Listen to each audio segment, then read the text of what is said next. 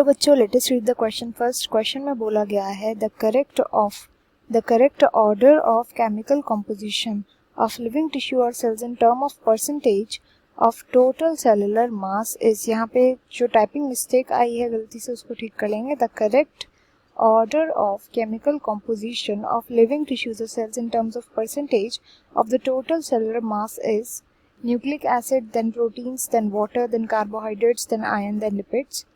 Second option is water, then proteins, then nucleic acids, then carbohydrates, then lipids, then ions. Third is water, then proteins, then carbohydrates, then nucleic acid, then acids, then lipids, and then ions. And the last one is lipids, then ions, then carbohydrates, then water, then proteins, and then nucleic acid. तो हमें अभी बताना है, पहले तो की concept देख लेते हैं। की कॉन्सेप्ट क्या है? की कॉन्सेप्ट हम यहाँ पे सेल्यूलर मास के बारे में बात करेंगे। हमें इधर बताना है कि सेल्यूलर मास में जितने भी ये गिवन है इनका ऑर्डर बताना है कि कौन सबसे ज़्यादा अमाउंट में प्रेजेंट होता है, कौन सबसे कम अमाउंट में प्रेजेंट होता है। बहुत ईजी क्वेश्चन है। तो सबसे पहले जो सेल के अंदर प्रेजेंट होता है मेन कंपोनेंट, वो होता है, क्या होता है हमारी बॉडी में सबसे ज़्यादा अमाउंट में क्या प्रेजेंट होता है? वाटर। वाटर प्रेजेंट होता है अराउंड 70 to 90%। वाटर जो होता है यही हमारा साइटोस्केलेटन भी बिल्डअप करता है।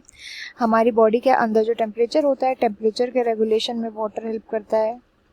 टेम्परेचर को रेगुलेट करता है। ये साइटोप्लाज्म में मेन प्रेजेंट होता है, कई सारे रिएक्शंस में यूज़ किया जाता है। तो वाटर का सबसे ज़्यादा अमाउंट होता है, तो वाटर आएगा सबसे पहले। तो यहाँ पे ऑप्शन 4 जो है ये इनकरेक्ट हो गया, एंड ऑप्शन सेकंड जो है ये भी इनकरेक्ट, सॉरी जो ऑप्शन फर्स्ट है ये भी इनकरेक्ट हो गया। यहाँ पे फर्स्ट एंड फोर्थ जो है ये दोनों के दोनों ही इनकरेक्ट हो गए। बात करते हैं सेकंड और थर्ड में से क्या आएगा।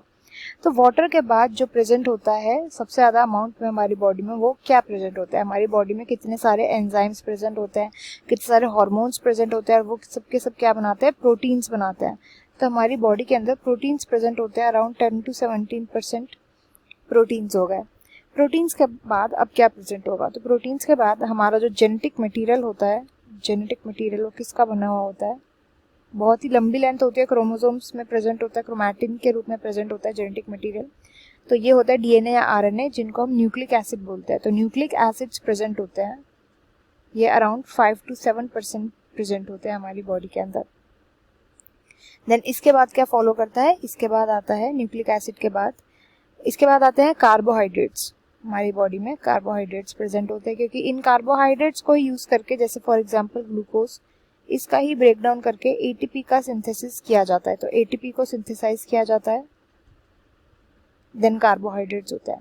इसके बाद फॉलो करते हैं लिपिड्स। लिपिड्स जो होते हैं बायो मेम्ब्रेन में, यानी कि प्लाज्मा मेम्ब्रेन में प्रेजेंट होते हैं लिपिड्स, एंड ये और ज़्यादा फंक्शन करते हैं। हमारी जो सेल होती है, सेल के अंदर लिपिड्स प्रेजेंट होते हैं, कई सारे दूसरे फॉर्म्स में प्रेजेंट होते हैं, बट सबसे ज़्यादा अमाउंट में bio membrane, that is plasma membrane के अंदर प्रेजेंट होते हैं लिपिड्स। एंड लास्ट में आते हैं कार्बोहाइड्रेट का जो अमाउंट होता है वो अराउंड 3 to 5% होता है। लिपिड का अमाउंट होता है अराउंड 1%, एंड देन 1% से भी कम जो अमाउंट होता है वो होता है आयंस का। आयंस जो बेसिकली कोफैक्टर्स की तरह यूज़ करे जाते हैं, कोफैक्टर्स एंड कॉन्सेंट्रेशन ग्रेडियंट को मेंटेन करने के लिए। तो ये आयन सबसे कम अमाउंट में प्रेजेंट होते हैं सेल के अंदर। तो यहाँ पे जो सही सीक्वेंस है वो बैठ रहा है water, then protein, then nucleic acid, then carbohydrate, lipids, then ion. तो ऑप्शन सेकंड जो है ये राइट आंसर हो जाएगा to this question. I hope you understood it well. Best of luck and thank you.